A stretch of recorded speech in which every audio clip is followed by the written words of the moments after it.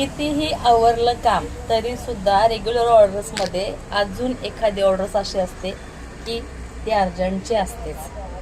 आता आजची ही अर्जंटची ऑर्डर आहे. ही अर्जंटची ऑर्डर शिवायला अजून घेते तोपर्यंत दुसरी उद्यासाठीची अर्जंटची ऑर्डर आली. ऑलरेडी 4 दिवस झाले पिशव्या घेऊन माझ्यापर्यंत पोचते ती ऑर्डर. शेवटी आज आली आणि उद्या लगेच हवी आहे बरं का. मी 4 दिवसापूर्वी हो म्हटलं होतं की हो मिळेल, पण आत्ता ब्लाऊज आणून दिले त्यांनी आणि म्हणतायत की मला उद्या पाहिजे. म्हणजे दिवाळीनंतर आम्हाला वाटतं निवांत असेल, पण कुठलं निवांत आहे हे काम काढावं म्हटलं. अगोदरचं पेंडिंग पडलेलं ते पेंटिंग काम निघतंय. त्याच्यामध्ये आता हे ब्लाऊज द्यायचं आहे. 7 वाजेपर्यंत मॅडम येतो म्हणलेत आणि आता वाजलेत बघा किती, 5:15. कटिंगला घेतले 5:15ला आणि पाऊस पण आलाय. त्याच्यामुळं पाऊस कितपत लाईट ठेवेल जाईल लाईट हा पण अंदाज नाही येत आहे. आणि ही ऑर्डर कंप्लीट करायच्या अगोदर उद्यासाठीची सुद्धा ऑर्डर आलेली आहे अर्जंटची. म्हणजे असं होतंय की अगोदरची कामं संपतच नाहीत आणि अर्जंटच्या ऑर्डर रोज एक एक एक एक चाललेलीच आहे. शिवून देणं पण गरजेचं आहे, कारण आणि वरून म्हणतात आम्ही दिवाळीमध्ये आलो नव्हतो तुमच्याकडे, तुमची घाई गडबड चालू असेल म्हणून आत्ता आली आहे. दिवाळीला साडीच घेतली नव्हती यांनी, तर दिवाळीला येतील कशाला आपल्याला सांगा बरं. म्हणजे आपल्याला माहिती आहे समोरचा आपल्याला ब्लॅकमेल करते, इमोशनल ब्लॅकमेल करते, नुसतं ब्लॅकमेल नाही.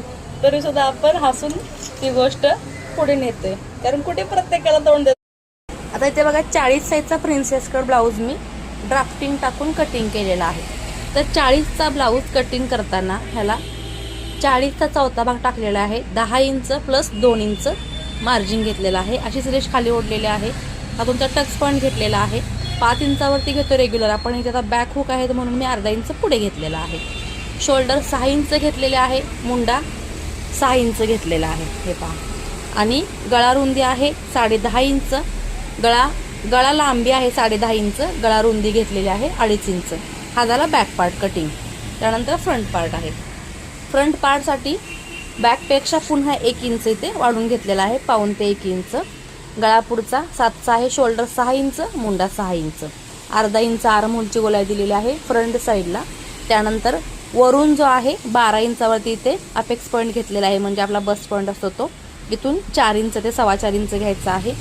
सरळ रेष ओढायची आहे. इथं 2.5 इंच ते 2 इंच घ्यायचा आहे. 2.25 2.5 घेतला चालेल, 2 घेतला तरी चालेल. इथे आपल्याला प्रॉपर प्रिन्सेस कटचा कर्व द्यायचा आहे. आणि पाठीमागचा पार्ट आपला इथपर्यंत आहे. पुढच्या पार्टला इथे मी 2 इंच आणि इथे मी पाऊण इंच वाढवलेला आहे.